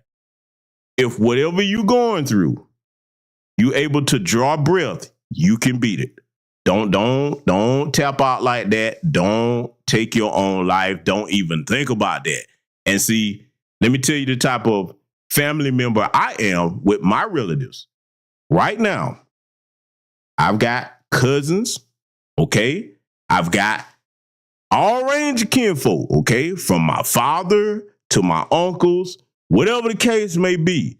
If they were to call me and need to talk to me about something, you better make yourself available for your family, man. Make sure they know that they can talk to you about anything. And I'm saying this in regards to anybody that might be a person where you've thought about harming yourself in any type of way, okay? You got to make sure that you're not just blowing off your family members if they say something is wrong. I'm the person, I'm like, look, call me first if you're thinking like that. Now, I haven't had that experience with any of my family members. As far as I know, we all got the same mindset. All of us are like, damn it, if we gonna get up out of here, it's either gonna be when the good Lord is ready for us, or you gonna have to take what he's given us, which is the precious gift of life, okay? But I'll be damned if I'm gonna take my own. That's just not gonna happen. My family would never buy that. You know, me? Oh, shit. Nah. So all of us as black men, we have to understand that, man, when this happens, that's not no damn suicide. Like he just said, when he last saw his son, he was more happy than he ever seen him. So it wouldn't make sense for him to think in that type of manner, okay? So we just got to make sure that we're clear on these types of things. Like I said, that's a morbid thing. It's an uncomfortable thing. But you got to make sure that your family understand that, hey, listen, that's something I would never do. Like, for example, using myself again. If something happened to me and they just say, hey, they ended up getting your brother. And they're like, well, it was some drugs. They'll be like, no, I know damn well this is some bullshit because he don't do no kind of drugs, okay? You understand? See, my family members know me. They know me. They'll be like, oh, no, hell no. I'm not trying to hear none of that bullshit. Him? A hell freak that I am? Shit, man. No. So what I'm saying is just make sure that you have these uncomfortable conversations with your family. And so that way, should something ever happen, heaven forbid, that people will know that, no, you full of shit. That is not what my family member is involved in. They would never do that, okay? So that's what we got to go ahead and make sure that we understand that we have to get out in the forefront, because all this stuff where, we just committing suicide. Look, most black people don't even let that cross their mind, man. We're a people that come from lineages that have survived all types of hills. So the last thing we're going to do is check out like that, the greater majority of us. Everybody in this chat room, listen to me, the greater majority of you have had to deal with some type of hardship in life where, yeah, it was a heavy weight on your shoulders. But you was like, you know what? Nah, I'm going to make it through this. I'm going to figure out a way to get through this. You got people that you can rely on. And then I've always said this too. Sometimes in life, you have to stand one against many. I've had to do it many times in my lifetime. But the number one thing that you'll never hear come out of my mouth is I quit. Oh, no, that is not going to happen, okay? So I just want to make sure I drill that home as we finish analyzing the rest of this here tonight. Let's get back to it. The sad truth is that victims of crime don't have power and they don't have influence. Our criminal justice system is set up now, providing more rights and protections and services to the defendants than to the victims. They aren't aware of what services they provide. They aren't aware that it is in our state's code. It is part of our laws that victims get these services. No, they don't have anything like that around here. Only place you can't go is to the police, and they could care less. When we don't have enough advocates, crime rates surge. People aren't going to reach out for help when they know it's not there. There's no cry that is quite like the anguish of a cry of a mother that has lost a child. They lose the loved one, and then suddenly they feel like their child that had brought so much joy to their life, that has been ripped from them, is just a number, and it's just a statistic. That is not just a number to that mom or that dad. They didn't just take a son, they took a brother, they took a nephew, they took a grandchild. We have an entire division in our office, we actually helped create it, called Special Investigation in Cold Cases. Part of the reasons why I even ran for this job is I felt like I needed to be the voice for the victims. Sometimes you just feel so frustrated that you feel like you're not being heard. And quite frankly, I feel like I'm not being heard when I ask them about Kenyelle. It's like, nobody cares but us. We've actually asked for expansive authority to be able to go into some of these localities. Well, it seems like the Attorney General has tried before to get legislation passed. So on some of these cases that are in the outlying areas where they don't have the resources that like a Richmond City or Petersburg City has, well then the Attorney General can step in and help bridge that gap and help solve some of these cases. So far it's gotten out of the Virginia House, but keeps dying in the state Senate. It seems like the state Senate, there is a need for this. I mean, obviously there are cases that are backlogged and aren't going anywhere because people don't want to play ball. I have a sneaky suspicion that unfortunately partisan politics may have something to do with this. I think they do not want to. But that's not what this is. This is family. I agree with you. This is about victims. This is being a second chance for those victims, giving a voice for them when they feel like they have no voice. But right now, unfortunately, this legislation keeps getting stymied in the General Assembly. Michael Folks is running for sheriff here. He is a deputy from Prince Edward County, as a neighboring county. Election night, I know that I was watching this election because there's been a lot of talk as we've done these stories here in Lunenburg about law enforcement. And election night, when I went to bed, Folks was up by 120 some odd votes. The next day, he was down by 24 votes. A platform that I had was, during my campaign, was the importance of a 24-hour coverage. You know, we have to think about when a lot of these shootings and homicides are happening. They're happening after 12 o'clock, midnight. From 12 o'clock, you know, at midnight, from 8 o'clock in the morning, there is no deputies whatsoever on the road. They're on call for 8 hours. So we have 8 hours that the county is not safe. So I called some of my law enforcement sources that I trust, and sheriff's departments and police departments, and asked them, hey man, have you ever heard of such a thing? And some of them actually had heard of it because of a manpower issue. But I don't know what Lunenburg's numbers are as far as deputies on staff. It's up to the sheriff. The sheriff makes those hours. If he says they don't work from 12 to 8, they're on on-call status, and that's what it is. I think where some of the problem lies in this jurisdiction is these cases are punted from one investigating agency to another investigating agency. On several occasions, the can has been kicked down the road. It starts with Kinbridge Police, and then it goes to state police. They ask Lunenburg to get involved. Lunenburg says, no, it has to be the state police. All of that leaving behind a trail of frustration for these families, because a lot of them feel like they're being victimized all over again because no one's paying attention or listening to what they're saying about their loved one. Victoria and Kinbridge, because his murders happened in Kinbridge and Victoria. So Lunenburg being the county, I feel like they need to come together and do whatever they gotta do. But they ain't doing it, they ain't finding nothing. They didn't communicate with us at all. If it were up to me, we would add teeth to the Victims' Bill of Rights in Virginia.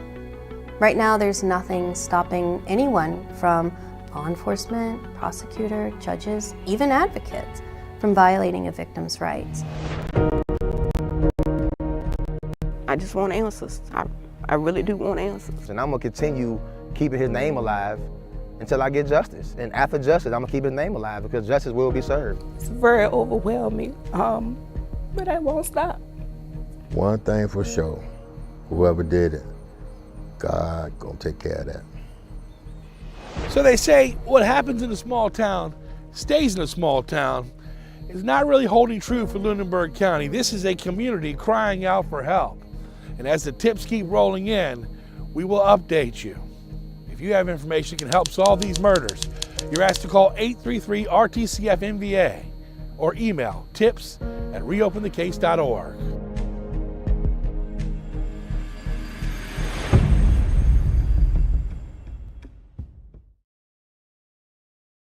Family, I brought this broadcast to you tonight as a reminder of what we're dealing with here in this system of white supremacy in America as Black people, okay, foundational Black American freedmen or Black immigrants, because it affects all of us, no matter what lineage we are from, if we are here on this soil.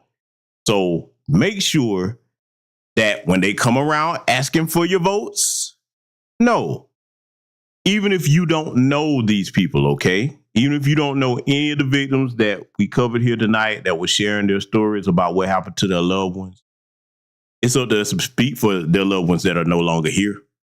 Say it again, it's up for us to speak for all of our loved ones, whether we know each other personally or not, that are not here when these people come asking us for things. We need to make sure we put their names in their faces and make sure you're paying attention to how they respond to you. As if they're blowing you off. Oh, okay. If that's what it's going to be, then don't come ask me for nothing. Okay. And see, and young brother, start the spirit of the Most High, brother. I saw you coming in the chat room. You said that, you seem like you don't have any family that you can reach out to. I want you to message me on Twitter or Instagram or hit my email, brother. I probably know, depending on where you are, I probably can introduce you to some on-code brothers and sisters. So you'll have some people that'll have your back. Cause see, when we're over here in these new black media spaces, a lot of us meet up offline, man. Okay. And myself included. Now, I don't always announce where I'm going to be, but I'm there. I've been at many places where some of you have been in a lot of larger events, whether it's events that Brother Tariq has had, et cetera, okay? So, brother, I want you to message me, man. We're going to see if we can get you in touch with some on-code brothers and sisters so you can feel like you have some family. Because as Professor Black Truth always says, we got something better than what most of these other groups have. We don't need friends. We got family, man. This is a family over here in these spaces, okay? I can't speak for all these other platforms that have all that goofiness going on with the cooning and buffooning, but over in new black media spaces, you got family, okay? So I want to make sure you get in touch with me, brother. All my social media is in the about section of the channel in the description box. Reach out to me, man. We'll see if we can connect you with some brothers and sisters, man, that can, invigorate your spirit and keep you uplifted, okay? So to the rest of you, family, I want you to make sure that you are using this information presented over here tonight to make sure that you're protecting your family, your community. Don't wait until something happens. You need to be having conversations as a community together and addressing things like this. Like, what would you do if this happened? Okay. Do you have some type of protocol to follow? Okay. Because we're going to keep our foot on their necks until they do what's right. But until then, we're going to make sure we protect ourselves and each other. We have a God-given right to exist, without being harmed, just like anybody else in this country. And we're not going to be begging and asking permission to live our lives like that. Okay. So with that said, salute to everybody that joined us over here in attendance. Salute to everybody that contributed to the broadcast, anonymous, or if you contribute afterwards, that's fine too. Your name will be listed on the community tab like I always do.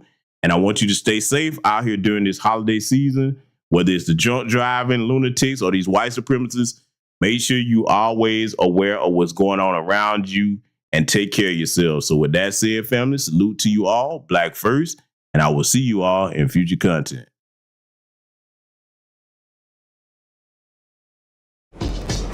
This is the 50th anniversary of hip-hop, and we still have a lot of discrepancies as far as the origins of hip-hop, a lot of claims, who did what, who was the first this, who was the this and that, and such.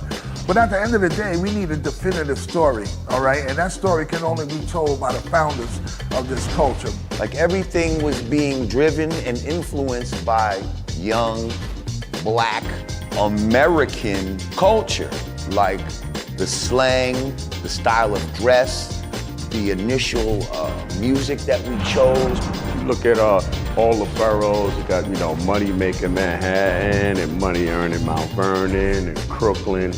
The Bronx was the boogie down Bronx. We was partying up there. I am Coke LaRock, the first MC of hip hop. First cat to pick the mic up. I introduced rapping to the turntable because when I came with it, nobody in the world was doing it. I'm right after Rudy Ray Moore. They want to come in the mix. They want to say, we started. No, you didn't. No, you didn't. No, you didn't. What came to be known as hip hop was solely an African-American creation. What would you get out of some Jamaican toast? What is that? I've never heard of a rapper use a Jamaican toast or a Jamaican fleur as a rhyme. I never heard of it, and I don't know where that myth came from. My name is legendary King Trixie from the Bronx, BX from the West Side. I am the first breakdancer. That narrative that hip-hop has had 3 founding fathers, that's been rolling for the last almost 30 years, which isn't true. You don't have just 3 people who created hip-hop. Hip-hop was created by a number of different people. I am the grandfather, the godfather of the graffiti culture. I am the first element of hip-hop. The roots of hip-hop being Jamaican, absolutely false. My name is MC Sha-Rock. I am a founding member of the MC/rap culture. Cassette tapes was the internet of our time. It just traveled around by hand. I know for a fact that the B-Boy stand started from the guards, the 5%ers that would be at the jams back in the days who were acting as security. If they get the real truth of how it all was created, then so many lies would not be able to be in existence.